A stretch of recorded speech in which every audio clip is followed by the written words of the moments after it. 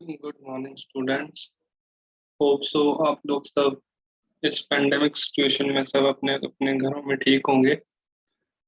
तो हमने पिछले लेक्चर में बरसीम और ल्यूसरीन क्रॉप की थी। आज की जो हमारी क्रॉप है उसका नाम है चिकपी। चिकपी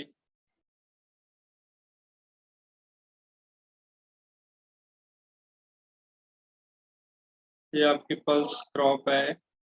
पल्स आपको पता ही है, सबको दालें वगैरह हम लोग घर में खाते ही हैं। तो इसमें हम उसके introduction, importance, area, production, productivity, उसकी क्लासिफिकेशन, बॉटनी, क्लाइमेट की रिक्वायरमेंट क्या क्या है, उसको सॉइल एंड फील्ड प्रेपरेशन कैसे की जाती है, और अदर कल्टीवेशन प्रैक्टिसेस स्टडी करेंगे, जिसमें सोइंग वगैरह, सीड रेट वगैरह, sowing method, weeding, water management, harvesting और यील्ड, ये सब हम इसमें स्टडी करेंगे। सबसे पहले introduction. Pulses are an important source of staple protein food for the poor and the vegetarians, which constitute a major population of the country.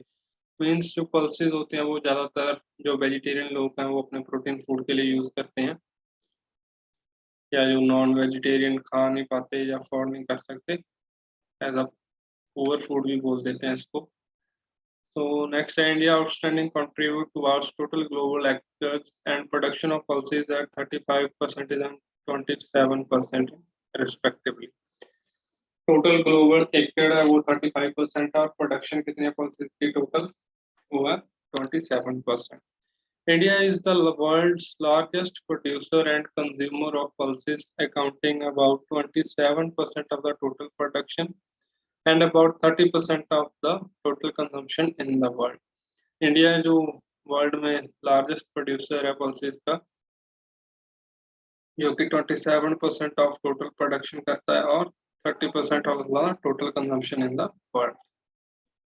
फिर dietary allowance की बात करते हैं। द रिकमेंडेड डाइटरी जो होती है मेल एडल्ट और female के लिए वो कितनी है, 60 gram and 55 gram per day respectively. Mail के लिए 60 ग्राम और फीमेल के लिए 55 gram per day. The per capita availability of pulses is per capita वो है 42 gram per day. Worldwide under pulse production was 79 mha area with the average production of 72 meter ton having the world average yield, जो average yield of world वो है 910 kg per hectare। फिर next इसका botanical name क्या है।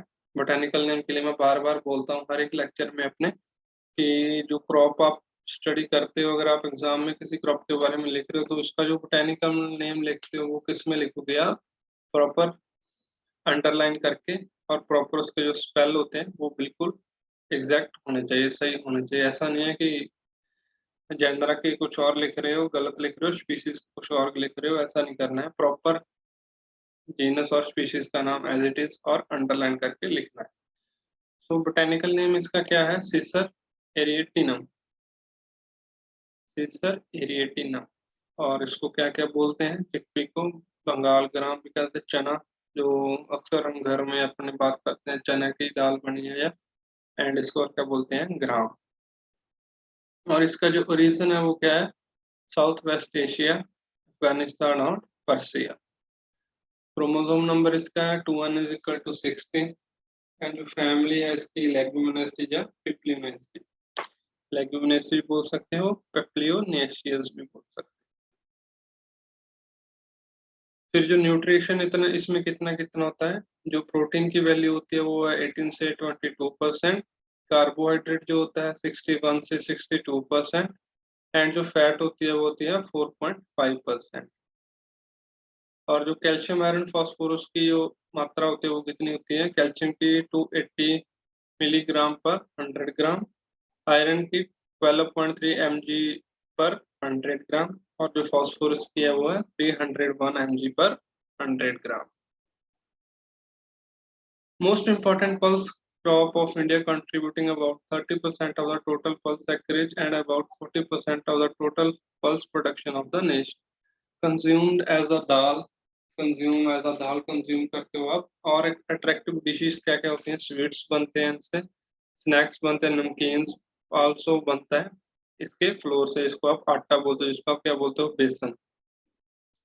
बेसन में आप घर में देखते हो कई लोग बेसन यूज करते हैं, पकौड़े बनाने के लिए भी यूज करते हैं, कड़ी वगैरह बनाने के लिए भी यूज करते हैं।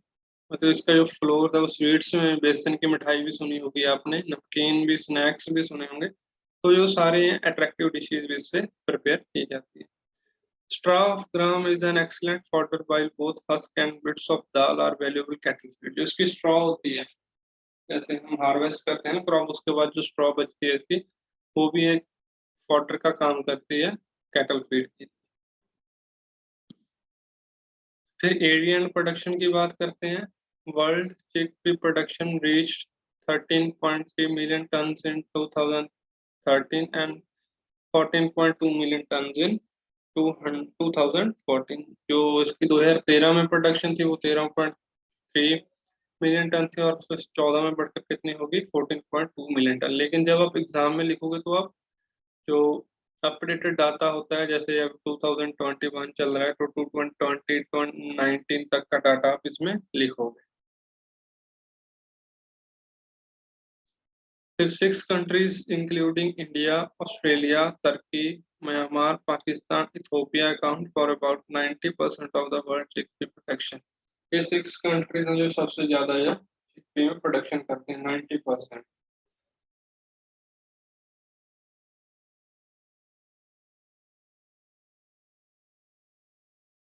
ये ग्लोबल सिनेरियो बताया हुआ एरिया एंड प्रोडक्शन के वाइज।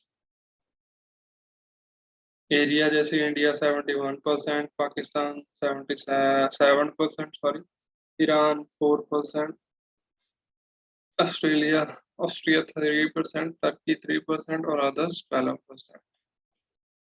फिर एज अ प्रोडक्शन देखा जाए तो India 72%, Australia 5%, Turkey 4%, Pakistan 3%, Iran 2 and others 15%। The total area and production of gram during 12th plan was 8.88 million hectares and 8.50 million tons respectively.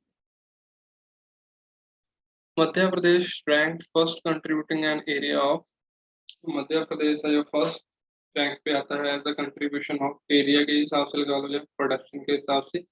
जो area इसका हुआ 34.32% और जो प्रोडक्शन होती है वो 39.47%। उसके बाद आता है राजस्थान, एरिया के हिसाब से 16.64% एंड प्रोडक्शन के हिसाब से 14.99%। फिर नेक्स्ट आता है महाराष्ट्र, 16.09% एंड 12.95% है एज अ प्रोडक्शन।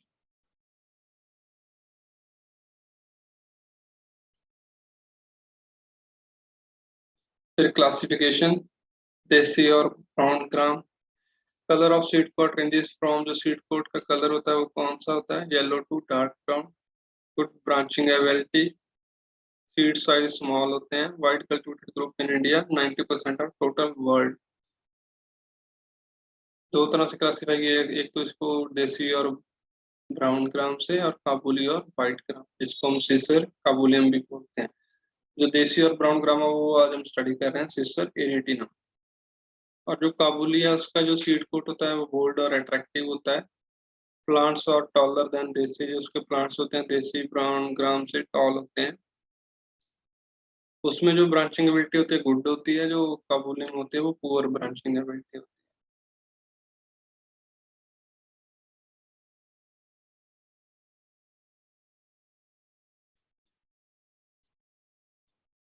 फिर इसकी बॉटनी है, stems are branch, primary branches में vary from 1 to 8 covered with fine granular hairs. फिर जो पेटल्स पेटल्स होते हैं वो जनरली पर्पल, जिन्होंने दिखाया हुआ है, purple in colour, contain high amount of anthocyanin pigment. Leaves are pinnately compound covered with granular hairs। ये रूट्स के बारे में, ये टैप रूट दिखाई हुई है, ये साइड रूट्स दिखाई हुई हैं, राइजोबियम रूट्स दिखाई हुई हैं, ब्रांचिंग दिखाई हुई है, प्राइमरी ब्रांच दिखाई हुई है, ये सारा इन्होंने। ये लीव्स दिखाए हुए हैं। सीड्स, इसके सीड्स होते हैं स्फेरिकल इन शेप, रिंकल्ड और smooth with pointed beak. Its head is similar to, इसका जो हेड होता है ये आप देख रहे हो, सिमिलर टू चिकन का बोलते हो ना हेड, चिकन हेड, इसीलिए इसको क्या बोलते हैं, चिकपी। जो आप हेड देख रहे हो इसका, ये चिकन की तरह होता है सिमिलर, तो इसी की वजह से इसको क्या बोलते हैं, चिकपी। जो इन्फ्लोरेसेंस होती है इसमें जो एक्जेलरी या रेजिज्म। एंथसिस कब होती है, first opening of flowering take place between 9 AM to 3 PM। Self fertilization crop है। फिर आती है नेक्स्ट कल्टीवेशन प्रैक्टिसेस, जिसमें फर्स्ट क्या आता है, क्लाइमेट। क्लाइमेट की बात हम हर एक क्रॉप में करते हैं कि क्लाइमेट होता है कि बहुत जरूरी होता है, क्योंकि अगर हम कोई क्रॉप लगा रहे हैं हमारे फील्ड में, तो उसको जो क्लाइमेट रिक्वायरमेंट है वो ऐसे होनी चाहिए कि जिसमें वो सरवाइव कर पाए। ऐसा नहीं है कि उसको टेम्परेचर की रिक्वायरमेंट कितनी है और आप लगा के उसी और टेम्परेचर में रहे हो, जो वहाँ वो सरवाइव नहीं कर पाएगी, फिर आपकी जो क्रॉप है ना तो वो आपको अच्छी यील्ड दे पाएगी, ना ही उसकी ग्रोथ अच्छी हो पाएगी, डिजीज भी लगेगी, क्योंकि अगर उसको फेवरेबल कंडीशन ही नहीं मिली तो वो ग्रो कैसे कर पाएगी। Being a winter season legume, it requires very cold and dry climate। Winter season legume crop है ये, इसको वेरी कोल्ड और ड्राई क्लाइमेट चाहिए। जो रेनफॉल है इसको एवरेज वो 60 to 90 सेंटीमीटर, और जो टेम्परेचर रिक्वायरमेंट है वो 18 से 23 डिग्री सेल्सियस है। फिर but severe cold and frost are injurious to health, अगर ज़्यादा सर्दी और जो फ्रॉस्ट वगैरह की कंडीशन आती है तो इसको खराब कर सकते हैं या डेथ कॉज कर सकते हैं। Frost at flowering stage result failure flowers to develop seed.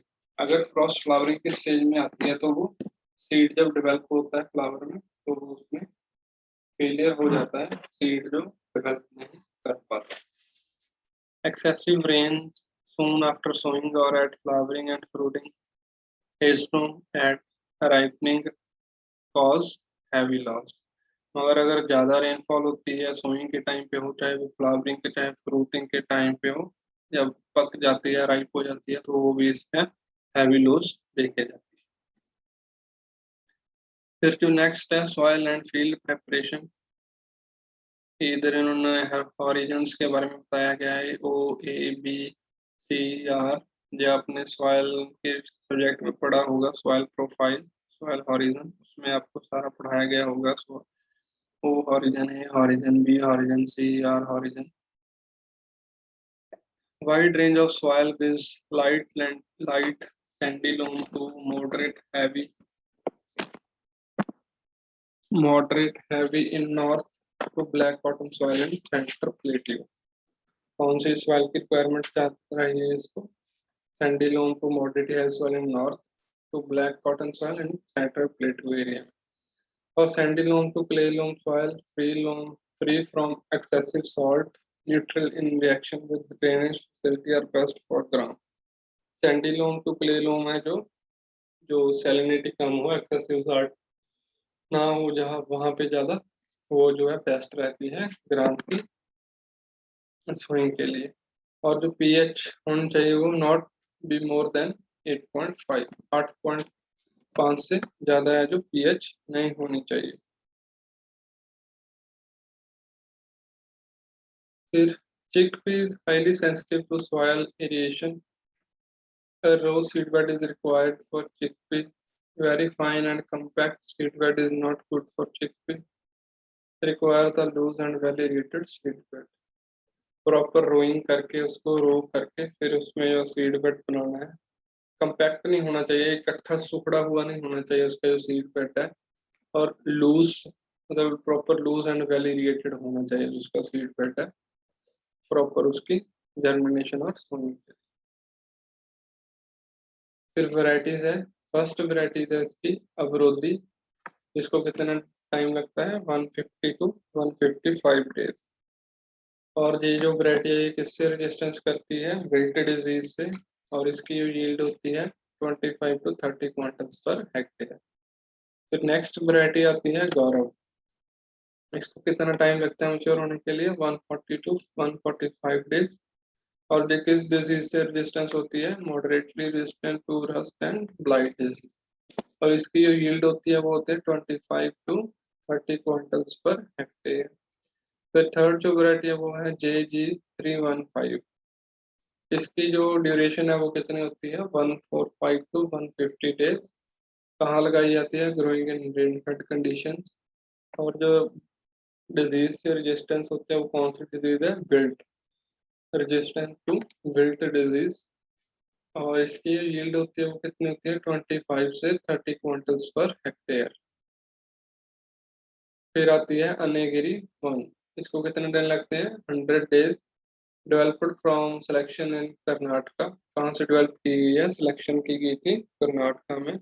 और इसकी जो यील्ड होती है वो होती है 10 to 15 क्विंटल्स पर हेक्टेयर। और करनाल चना जो है वो भी एक वैरायटी है जो किससे रेजिस्टेंस है, सैलिनिटी से। और फिर नेक्स्ट है DCP92-3, लॉगिंग रेजिस्टेंट, जो कि लॉगिंग से रेजिस्टेंट होती है, मतलब लॉगिंग कंडीशन नहीं आती है उसमें। ये प्रॉपर आपको एज इट इज पता होना चाहिए कि जैसे अवरोधी वैरायटी है ग्राम की चिकपी की, वो कितने डेज लेती है मैच्योर होने के लिए, या उसकी यील्ड कितनी है, कौन सी डिजीज से वो रेजिस्टेंस है। तो ये 3-4 वैरायटीज के नाम है और उनके मेच्योरिटी डेज बताए गए हैं, ड्यूरेशन बताई गई है, और उनकी डिजीज बताई गई है, और उनकी यील्ड बताई गई है। फिर नेक्स्ट आता है seed and sowing. Second fortnight of October for peninsular India, first fortnight of October is the best time for chickpea sowing। वैसे तो सेकंड फोर्टनाइट है, पर पेनिसुलर इंडिया में इस कहाँ लगाई जाती है, first fortnight of October is the best time for chickpea sowing। Early sown crop suffer from wilt owing to high temperature at that time। Early sowing varieties, अगर early sowing आप करते हैं, टाइम पे नहीं सोइंग करते, कौन सी disease से सफर करती है, विल्ट डिजीज से। और जो सीड रेट है हमने कितना डालना है, 75 से 100 kg पर हेक्टेयर। और फिर स्पेसिंग की बात की जाए, रो स्पेसिंग इसकी होती है 30 to 45 सेंटीमीटर, एंड प्लांटिंग की जो स्पेस होती है वो 10 से 15 सेंटीमीटर। और हम सीड को ट्रीट भी कर सकते हैं किसके साथ, 0.25% थायरम और कार्बेंडेजियम। फिर manure and fertilizer. Manure and fertilizer कितनी डोज देनी है। Chickpea being a leguminous crop fulfill the major part of its nitrogen requirement। Fertilizer dose is 15 to 20 kg N as a starter dose, 40 kg phosphorus। 15 से 20 kg nitrogen डालनी है और 40 kg phosphorus as a starter dose। About 5 tons FIM और compost FIM डाल सकते हो 5 ton.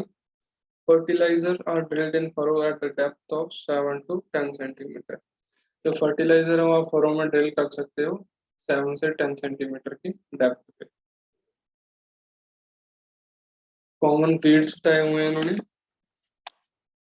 VCA, sativa, chenopodium album जो ज्यादा बहुत ही कॉमन है, फ्यूमेरिया परवेलिफोरा। ये 4-5 हैं जो वीड हैं कॉमन। चिनोपोडियम एल्बम तो आप सभी ने देखा ही होगा, ये इन्होंने पिक्चर्स भी दिखाई हुई हैं। और VCA सैटिवा की पिक्चर है, इसमें पर्पल कलर के जो फ्लावर होते हैं। फिर फ्यूमेरिया परविफ्लोरा।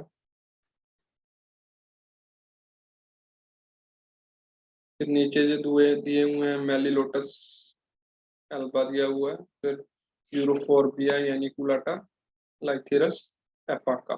ये 4-5 जो वीड हैं, इनके नाम भी आप याद कर लेना अच्छे से। कई बार ऑब्जेक्टिव टाइप क्वेश्चन में पूछ लेते हैं common weeds of chickpea crop. तो 3-4 तो आपको पता ही होंगे, इनमें चिनोपोडियम एल्बम, वेसिका सटिवा, फ्यूमेरिया पेलिफोरियम, मेलियोटस एल्बा।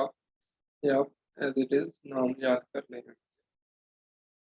फिर मैनेजमेंट कैसे करोगे, वीडिंग और इंटरकल्चर विद हैंड होइंग और व्हील हो आप सबने देखा ही होगा, एक पहिया सा लगा होता है उसके नीचे वो टाइप एक लगा होता है जो प्रॉपर हैंड हो, उसको हैंड हो वो व्हील हो बोलते हैं। उससे साथ भी आप वीडिंग कर सकते हो, या फिर हाथ के साथ भी, खुरपी के साथ भी उसको जो आप ब्रीडिंग कर सकते हो आफ्टर 20 to 30 डेज। या फिर आप प्रॉपर स्प्रे कर सकते हो, ये समझ दिया है फ्लूक्लोरीन, इसको बेसिलिन बोलता है, 1 kg पर हेक्टेयर इन 800 से 1000 लीटर ऑफ वाटर लेना है और 1 ग्राम उसमें फ्लूक्लोरीन डाल देनी है, जिसको आप एज हर्बिसाइड यूज करते हो। प्री प्लांटिंग स्प्रे कर देनी है आपने, तो ज़्यादा इफेक्टिव रहते हैं।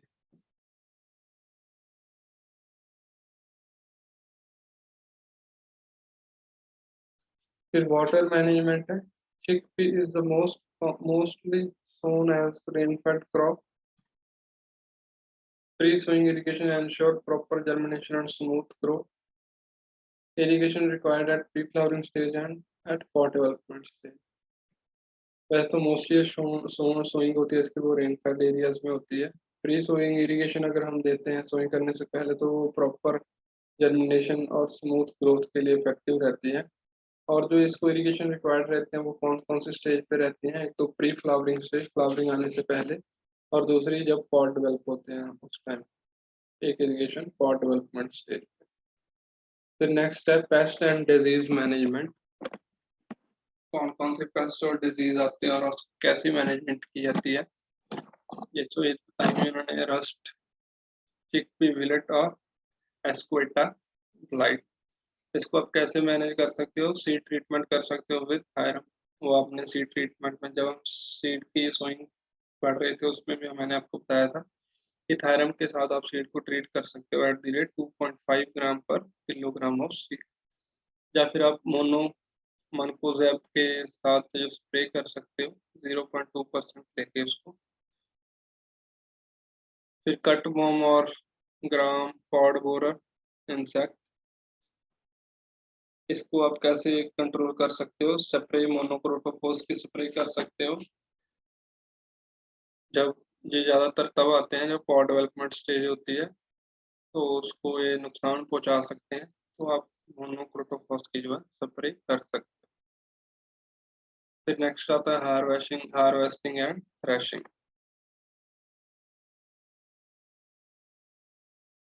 हार्वेस्टिंग कई बार कंबाइन से भी, अगर ज़्यादा एरिया में लगाई हुई है तो कंबाइन से कर देते हैं, या फिर कई बार लोग कम एरिया में घर के यूजली लगाते हैं, वो अपने हाथों से दाती वगैरह से सिक्कल से भी कर लेते हैं। तो प्रॉपर हार्वेस्टिंग जब करनी है, 2-3 बातों का ध्यान रखना है। तो जब हम कंबाइन यूज कर रहे हैं तो वो प्रॉपर साफ क्लीन होनी चाहिए, किसी और क्रॉप को हार्वेस्ट ना करके हो, ताकि हमारे जो सीड है उसमें मिक्स ना हो पाए।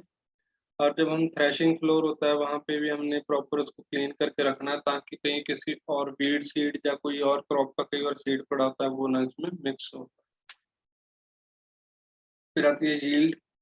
Well managed crop yields about 20 to 25 quintals of grains per hectare, which is about 3 to 4 times higher than national average। जो इसकी एवरेज यील्ड होती है वो कितनी होती है? 20 से 25 क्विंटल्स। प्रॉपर अगर हम मैनेजमेंट करते हैं, प्रॉपर उसको कल्टीवेशन प्रैक्टिसेस देते हैं हम, तो इसकी जो यील्ड होती है वो 20 से 25 quintals of grains per hectare. ये थी आपकी चिकपी क्रॉप।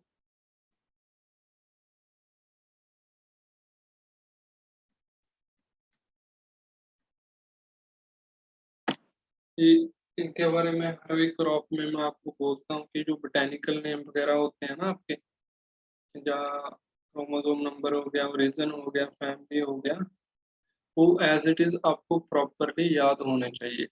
ऐसा ना हो कि किसी और क्रॉप का बोटेनिकल नेम किसी और क्रॉप में लिख रहे हो, किसी और क्रॉप का ओरिजिन किसी और क्रॉप में लिख रहे हो। मतलब एज इट इज आपको लर्न होना चाहिए अच्छे से कि हाँ, जैसे चिकपी है सीजर एरिएंटिनम, और इसको अंडरलाइन जरूर करना है। इसकी क्लाइमेटिक रिक्वायरमेंट, न्यूट्रिटिव वैल्यू कितनी है, प्रोटीन की मात्रा कितनी है, इसमें कार्बोहाइड्रेट कितना है, फैट कितना है। फिर एरिया एंड प्रोडक्शन, जैसे मैंने आपको इसमें 2013 और 2014 के बारे में बताया कि कितनी प्रोडक्शन है वो कहाँ तक चली गई थी, लेकिन जब आप एग्जाम में लिखो तो अपडेटेड लिखोगे। जैसे आप 2021 चल रहा है तो आप 2021 की दे सकते हो प्रोडक्शन। अगर 2021 की नहीं मिल रही है तो 1920 की तो आप दे ही सकते हो। ठीक है।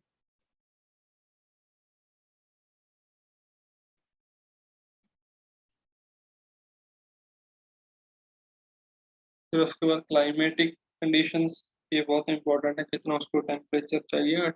18 से जैसे 23 कितनी रेनफॉल एनुअल, और एज इट इज 18 से 23 टेम्परेचर है, तो आप ये नहीं लिख सकते वहाँ 30 डिग्री सेल्सियस चल जाएगा या 10 डिग्री सेल्सियस चल जाएगा। इन्होंने लिखा हुआ है फ्रॉस्ट और severe cold are injurious to it, मतलब अगर वहाँ ज़्यादा ठंडी हो रही है, फ्रॉस्ट आ रही है, तो वो आपकी क्रॉप को खत्म करती है। फिर सॉइल, कौन सी सॉइल चाहिए, सैंडिलियम टू क्लोइलियम, ये नहीं लिख सकते कि इसको एसिडिक सॉइल चल जाएगी, ठीक है, सैंडिलियम टू क्ले लोन सॉइल। ठीक है बच्चे, ये आपकी एक पल्स की क्रॉप हो गई है। फिर जो नेक्स्ट हम क्रॉप करेंगे वो करेंगे पी, नेक्स्ट लेक्चर में करेंगे वो हम। होप सो सबको ये क्रॉप समझ आ गई हो। ओके बच्चे, थैंक यू।